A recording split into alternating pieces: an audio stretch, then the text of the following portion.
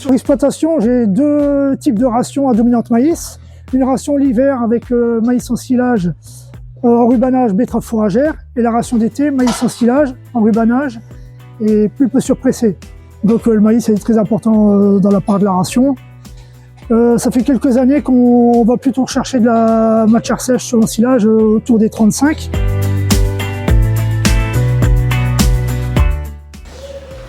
Avant, quand j'étais pas sur le pilote maïs, je prenais pas assez le temps, étant seul sur l'exploitation, d'aller surveiller l'avancement des parcelles. Ayant des parcelles sur deux secteurs différents, j'avais pas une vue globale sur la surface.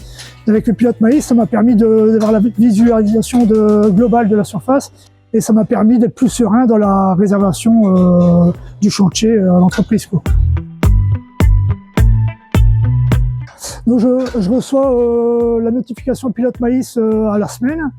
Donc à partir du mois début août, je commence à regarder, on voit l'évolution de la biomasse, on voit l'évolution des matières sèches. Je note parcelle par parcelle, comme ça les semaines suivantes, je peux comparer l'évolution de semaine en semaine. Avec le pack pilote maïs, il y a aussi deux analyses à grigner qui sont comprises, c'est-à-dire que après récolte, une fois que le maïs était plutôt stabilisé, j'ai pu prendre deux échantillons au silo qui ont été analysés et donc de là on est parti, on avait des résultats de matière sèche et autres résultats qu'on peut avoir sur une analyse de maïs pour travailler sur la ration et à coller avec la matière sèche qu'on voulait obtenir. Là on est sur un maïs à environ 36% de matière sèche, ce qu'on espérait.